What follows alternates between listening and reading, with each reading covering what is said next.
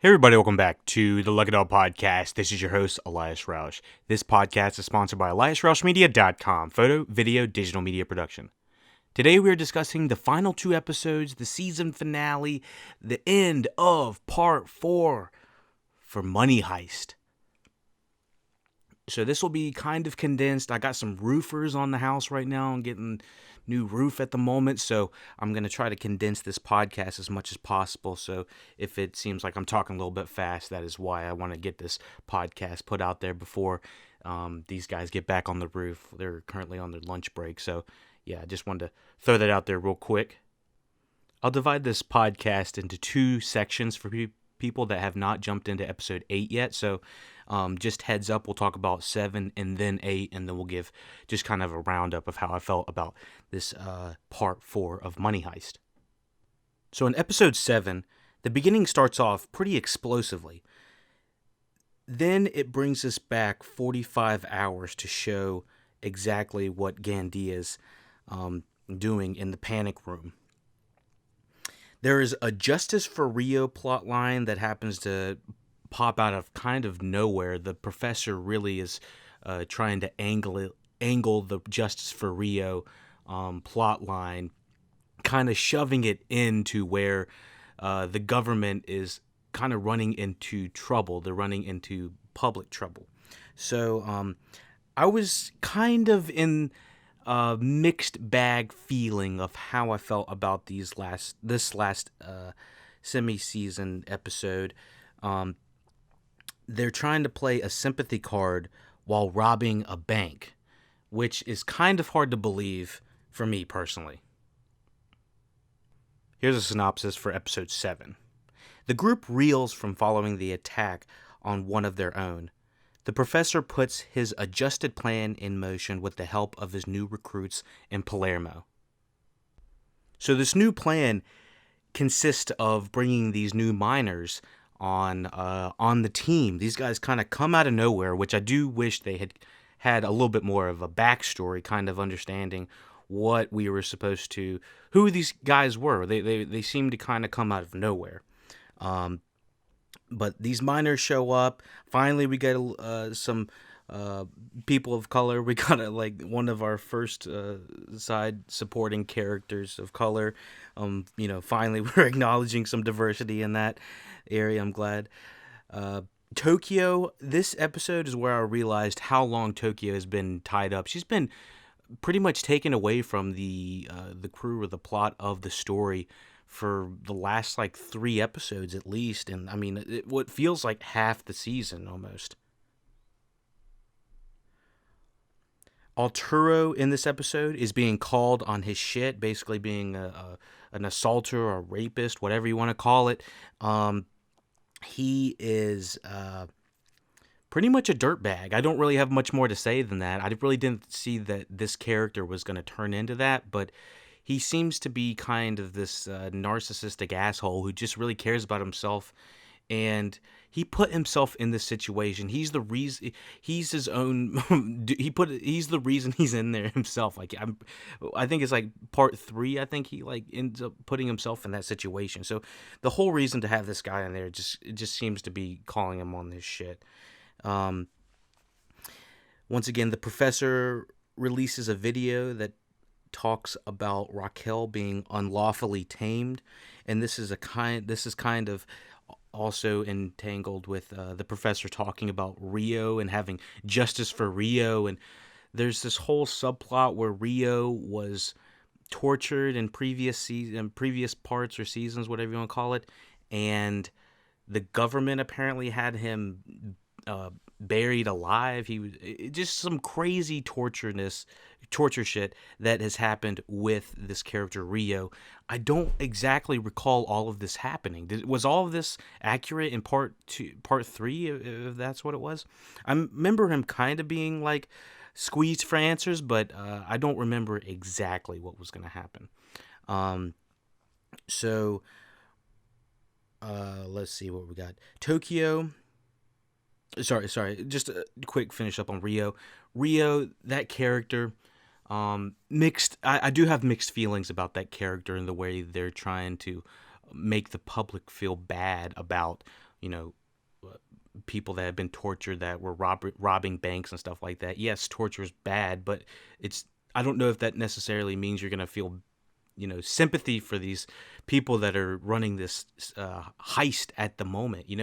If someone was robbing one of the biggest banks in the States and they released a video saying that they were tortured by the United States government or something like that, or, FBI, CIA, whoever the hell, then I don't think that people would automatically feel sympathy towards, the people robbing the bank. It's like, okay, so y'all were tortured, but now you're robbing the bank, and so we're supposed to feel bad because of what? It would put distrust in the government or in the system.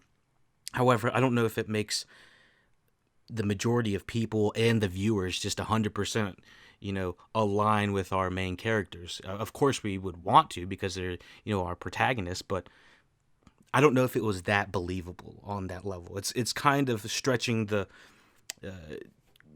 laws of believability in the story. Maybe I'm taking it too seriously. I don't know. And they do talk about Raquel being unlawfully tamed. What is the professor plays that entire sound bite of her being supposedly executed and stuff like that. Like that's pretty damning on some sort of level, I'm sure. But I don't think that you would conjure up enough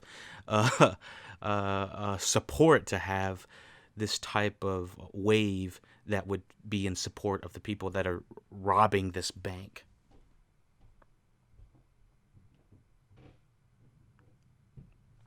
And so that's what kind of leads to the quote unquote major riot that's happening when she's being picked up, which, like I said, it's all based on believability. Would you believe that people would honestly be in support for her at this point? To the point where they're just making it that big of a fuss and dressed up as them. I forget that in part 3 they had full on like gear that was the same uniform or same gear that the hostages and the Money Heist crew was wearing. Also, is no one going to talk about how the professor hacked like one of the major billboards like in the city? I think that there is a lot of like hand waviness with all that going on. There are other shows that have this interpretation of people actually hacking into advertising. Let's just say like Mr. Robot's a show about hacking, so I don't think it's crazy to say that they hack into stuff. But I don't ever recall the professor being able to do this, although he's got a wide range of reach is all I gotta say, and there is a lot of like hand wavy, he kind of always 3 steps ahead kind of thing. So this is also the episode that Tokyo receives the news about Nairobi. I forget that Tokyo is kind of helping out Gandia with his he's got shrapnel metal, or he's got metal and stuff all in his body from explosions and just being in this gunfight, and so you can see that Tokyo is helping him at this point. Now, one thing I was not crazy about this episode was going ahead and showing us what's going to happen in 45 hours plus. Like, I don't see what the point is in showing us all of that if you're going to give us a 45-minute roundup. If you're going to show us that everything's going to be relatively okay, quote unquote okay, then I think there needs to be a reason that we're seeing that at the end. I don't know. Maybe we'll talk it out and it'll make a little bit more sense. But yeah, mixed bag about episode 7 and episode 7 specifically, mostly because it shows that first like 10 minutes of really hype action. It's like, but that doesn't even happen at the end of episode 7. That's stuff that's going to happen in episode 8. So it's like, oh my gosh. So I don't know. Mixed feelings about even putting that action scene in there. Well executed, but maybe placing it at episode 7 diffuse some tension that might have been helpful during episode 7 and 8. So let's talk about episode 8. Episode 8 is the Paris Plan. It's mostly focused on love and the plan to bring back Lisbon. Let me get the synopsis real quick. The professor, Benjamin, and the others attempt to free Lisbon. Tokyo's anger threatens her faith in her plan. In the plan, Sierra takes matters into her own hands. Have I been calling Sierra Alicia? Is that the wrong name? Oh, Lord. I'm pretty sure I've been going through this entire... I might have been calling Alicia Sarah this entire time. Oh, no. Her name is Alicia Sierra. That's her last name. Sorry. Yeah, the names, that's not my strong suit. The names, the places, that's never my strong suit in the podcast. It's more character-based, story-based, hopefully. Okay, so episode 8, it's about love and the plan to bring back Lisbon. Starts off with Palermo and Berlin, an excellent exit scene for Berlin. I really like this character. I wish they didn't take him out in earlier seasons. He's such a magnetic presence in every flashback scene we had him. He's always dripping with charisma. Even though I was watching this and with subtitles on and stuff like that, it was I don't know. I can still tell that he has so much gusto, even speaking in another language. So, Alicia throws the whole team, her whole squad under the bus because she's basically put on the forefront for everything that has happened with Rio and the Raquel capturing and quote-unquote execution. Inside the Money Heist crew, everybody wants to kill Gandia because everyone knows that about what has happened with Nairobi. She was unarmed.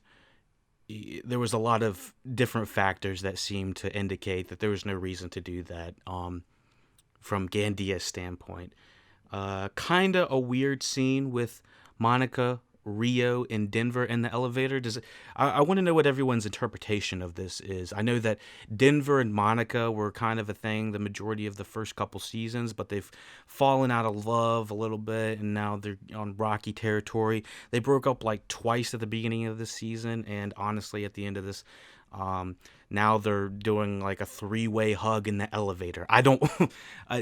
From a story standpoint, I would have thought, if you would have asked me 2 or 3 episodes what was going to happen ago, I would have thought Rio and Monica would have started to form some sort of bond or relationship. But Denver seems to still be hanging on about Rio having some real PTSD. And I don't really understand why. I'm not really sure the bonding that we're getting between Monica and Rio. Obviously, I think they have some sort of connection. I'm not sure if they have like they need to be with each other, like they want to have an emotional connection, or if they just have like a friendship connection. Because there was that jealousy suit between Denver and Tokyo versus Monica and Rio, and that was all explained at the beginning of the season. But now it's kind of it's not evaporating, but it's kind of evolving into like this ever blossoming relationship, and they're kind of just like do-si-doing with the boyfriends and girlfriends are all kind of switching up on us. And I don't want to say that's a bad thing or anything. I'm just trying to figure out what's the end game for all of this, because obviously everybody wants to end on a happy note, but I don't really see the happy note for Denver or Tokyo, given that they just seem to, yeah, they could hook up with each other, but they don't seem to be like happy with each other. I feel like it would all be very temporary, or it would all be surface level. So yeah, it is kind of an interesting scene, with the hugging and whatnot. Alicia goes against her superior and starts holding people at gunpoint to get clues. They hold the police officers. What is the police officer's name? Tamayo? No, it's not Tamayo. It's the other police officer, but the one that they got infiltrated in the unit. Let me see if I can find him real quick. Yeah, no, there's no way I'm gonna be able to find it. There's too many people. Is it Antonio? I can't remember at this point. But anyways, the cop that the professor Antonianis, Antonianis, they go to his apartment complex, and Alicia basically holds the apartment complex guy's security guy at gunpoint. Like, that's intense. Like, that is some serious crossing the line shit right there. I was not expecting that to happen. So I do think that character has become a little bit OP. At the last episode, she just decides to go on this like scavenger mission to find the professor, which I felt she should have been doing the entire season. I think I would believe it a lot more if Alicia was looking for the professor for the past few, episodes instead of kind of cramming it into the last two episodes, and primarily the last one. So I do believe that it somewhat lost tension, in my opinion, because we saw what was going to happen at the end of episode 8, at the beginning of episode 7 intro. I liked season 4, but didn't love it in comparison to 1 through 3, or even just 1 and 2 were some of the best money heist television, I think, in the most natural of courses that could have happened. I do like the kind of quote unquote 24 style of telling almost minute by minute what's happening on the inside and outside of the heist, but in some areas I feel like it is kind of squeezing that lemon for as much as you can, and then like just pressing it, just go. What I mean by that is like there's some points where we're just spending second by second inside with the money heist crew or with the government and right outside the FBI or it's not the FBI, I keep saying the FBI, but it's the Spanish FBI, I'm not really sure what it's called, but the police outside. I like that, but then when it comes to compressing timelines, like Alicia finding the professor extremely fast and like I don't know, like a 20-minute segment just it is noticeable in some areas. I obviously still love all of the technicals about this. The music is still hype as shit. The the action is still really well done, and it almost feels like they have a different director from who's shooting the action from who's shooting the dramatic scenes. But yeah, I still enjoy all of that. Money Heist is still one of my favorite Netflix shows to watch. Is still that guilty pleasure because it's like you really enjoy watching it, but you also have to kind of stretch your believability a little bit. But other than that, I would still recommend Money Heist and everybody hopping on there. So if for whatever reason you listen to 4 seasons of Money Heist on the podcast and still have not checked it out, even my podcast can't do it justice. I would say just go check it out. You know what? If you listen to this for whatever reason and you have no idea what it's about, or if I've given you all the spoilers, you can still go check it out and still have a great time. But yeah, for everyone that has listened for the past 4 parts that we've covered, I really appreciate everyone listening and giving me feedback. I can kind of do a little bit more of a feedback. Maybe we'll go on like YouTube or Twitch Live or one of these social medias, and we will cover Money Heist a little bit more in detail with regards to your feedback. Let me know what you thought about part 4 of Money Heist in the comments below or the comments wherever. Thank you for listening, watching Lucky Dog Podcast. If you want to support, paypal.me/the Lucky Dog Podcast. Check out all the social medias in the link in the description. Oh, they're back on the roof. I told you. Well, I think that's about time. Thank you for listening, watching Lucky Dog Podcast. Questions, comments, concerns. You know what to do. Check out the links in the description for all the social medias. And if you don't like this podcast, if there's anything I can do to improve the podcast, let me know in the description. Downvotes, obviously, I'm like, oh, damn, I guess I didn't like the podcast. But I need to know why you don't like the podcast. Am I not speaking loud enough? If I'm speaking too fast? If there's too many roofers on the podcast, you let me know. Do we need someone to bounce a little bit more feedback off of? Let me know how I can improve. That really helps. Thank you for listening, watching Lucky Dog Podcast. Like I've said a million times, take it easy.